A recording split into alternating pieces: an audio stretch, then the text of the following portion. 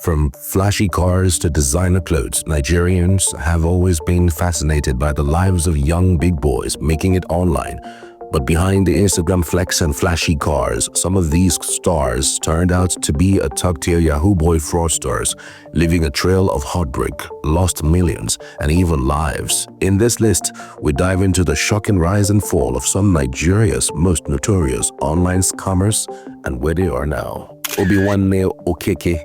If you were scrolling through Instagram in 2017, you might have stumbled upon Obiwanne Okeke, better known as the CEO of Evictors Groups. He was the poster boy for hard work pays. Instagram has its runway, exotic cars, sharp seats, champagne glasses that never seemed so empty, and captions that made regular hustlers feel like they were wasting their youth in traffic. Nigerians hailed him as the golden boy. Forbes even published his crown as a billionaire under 30, and global events treated him like Africa's next Dangote. But behind the Gucci shades was Yahoo Pro Max. While people thought he was running a legit business under Evictors Groups of companies, he was actually defrauding Americans of $11 million through business email compromise. FBI watched him like Big Brother Niger housemates for 13 months before finally striking in 2019. Today, instead of popping champagne in Banana Islands, he's popping prison gates in the US, serving a 10-year sentence. Samuel and Samson Ogoshi.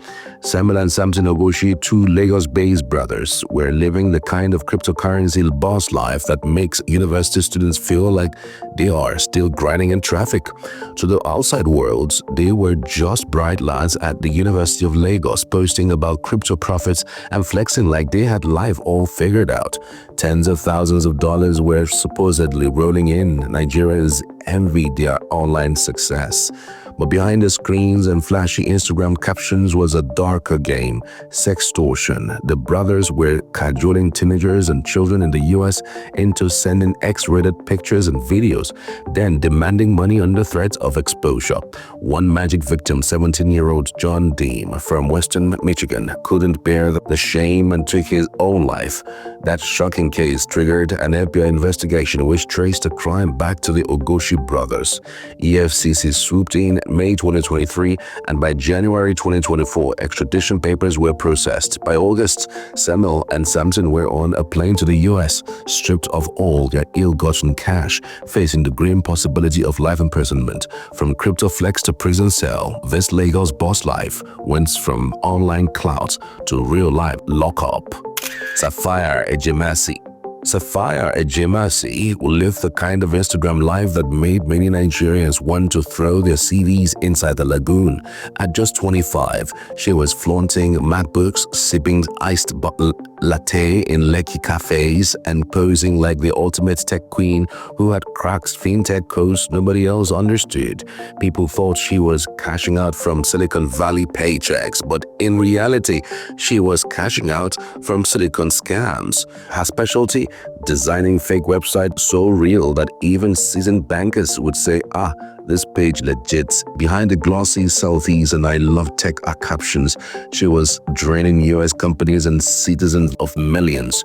But the game started back when she was 21 in Ghana on a MasterCard scholarship. Instead of just coding apps, she coded her way into fraud after meeting Samuel Kwado Osei, who made her the official web developer of the crime syndicate. The FBI finally pressed pause on her show in April 2025 in New York. Now, instead of building websites, Sapphire is busy building rapport with prison wardens. Kingsley Adonu. A fine Kingsley Adonu from Enugu State lived large like a paper big boy. He was the kind of man that would post pictures in designer suits, snap in front of luxury cars, and casually drop a partnership with MTN into conversations to make people's ears tingle.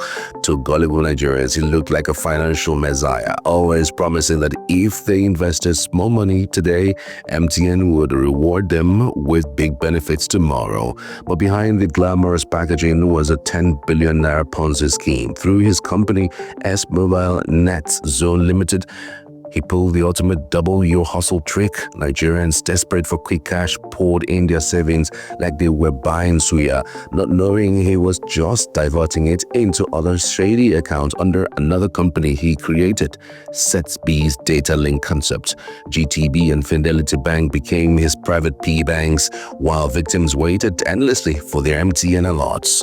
His empire came crashing on September 11, 2024, when the EFCC swooped in. Today, instead of flexing as MTN partner, Adonu is stuck as prisoner partner, counting years instead of millions. Jezam Michael. Jezam packaged himself like the ultimate tech bro of Nigeria, the type that would drop daily motivational quotes on Twitter, sprinkle financial jargon on LinkedIn, and still post selfies beside luxury cars with captions like "Discipline brings wealth." To his 60,000 Telegram followers, he was a cryptocurrency prophet. To EFCC, he was just another Yahoo upgrade. As CEO of Africa Arbitrage System (AAS), he convinced over 50,000 people to invest today and cash out tomorrow. Every day he flaunted Rolex watches, mansions with swimming pools, and exotic cars that looked like they were bought in bulk.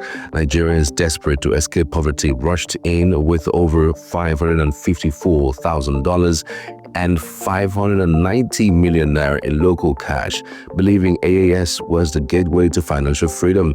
Then one morning, boom, his team announced the system had crashed. Translation: everybody's money had disappeared, tears flowed, marriages scattered, and depression spread like Hamilton dust. EFCC eventually nabbed Jezam, froze his account, seized his cars, and locked him up without bail. Today, the only arbitrage he is enjoying is negotiating food portions in prison. Uchenna Nwa David.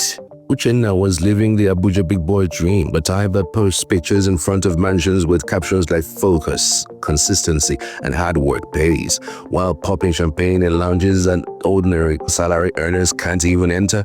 By 34, he was hailed as a real estate mogul, married to a beautiful woman, and dropping daily Instagram summons about how Nigerian youths are lazy. What his followers didn't know was that his foundation money came from Yahoo days. Between 2016 and 2019, Uchenna ran romance scams, charming 5 American women into sending him a whopping $2.5 million. He converted everything to Bitcoin and even went as far as convincing an old woman in Boston to let him use her account as his money collector center. Imagine turning grandma into a glorified Azamama. 5 years later, while flying from the UK to the US, his past caught up with him. The FBI, already waiting with testimonies from his victims, arrested him in Texas. Now, instead of Abuja mansions, Uchenna faces 40 years of free accommodation in a US prison. Precious Williams. Precious was the kind of River State big madam that made people believe she was born with a silver spoon dipped in gold. Owning 2 multi-million naira companies, Grossa Lilian Nigeria Limited and Pelendi Nigeria Limited, she walked around Port Harcourt like a one-woman central bank, with designer handbags, convoy-worthy cars, and vacations that looked like Netflix travel documentaries. People swore she cracked the code of smart investments. But behind the gloss was a pure fraud. EFCC later revealed that Madam Precious wasn't making money from oil or legit business. She was swimming in scams, from conspiracy to advance fee fraud to obtainance under false pretense. Her portfolio of crime was longer than Lagos traffic. Reports show she had stolen over 13.8 billion naira, and between August 2019 and February 2020 alone, she helped launder 10 billion naira from infamous Ponzi scheme NBA trading. Today, instead of cashing out in luxury, Precious is cashing in with EFCC investigators, while her business empire now sits in the case files. From boss lady to fraud lady, the fall was loud. Ugochukwu Nwemerere. Ugochukwu Joseph was a classic Port Harcourt big boy, parading himself as the proud owner of Penny Hydro Pearl Oil and Gas Company. To the public, his company was supposedly set up to make life seamless for the people. Employment opportunities, community projects, and plenty grammar about empowering the Niger Delta. On the streets, he was respected as a successful businessman, the kind that rolled up in convoys and more, and wore perfumes that could announce his arrival before the before he spoke.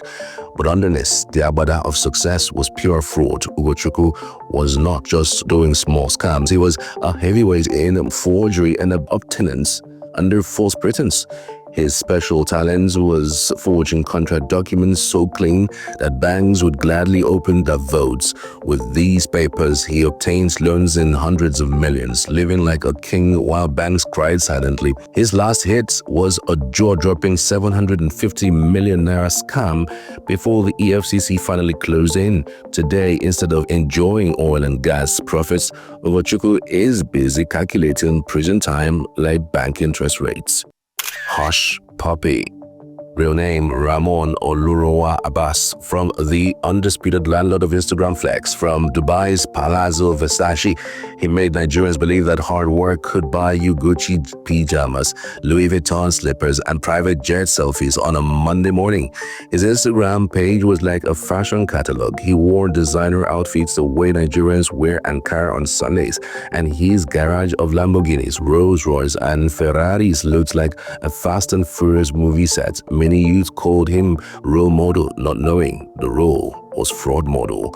Behind the Gucci belts was a Yahoo empire. Hush Puppy was knee-deep in cybercrime, pulling off business email compromises, draining banks, and even targeting an English Premier League club for $124 million.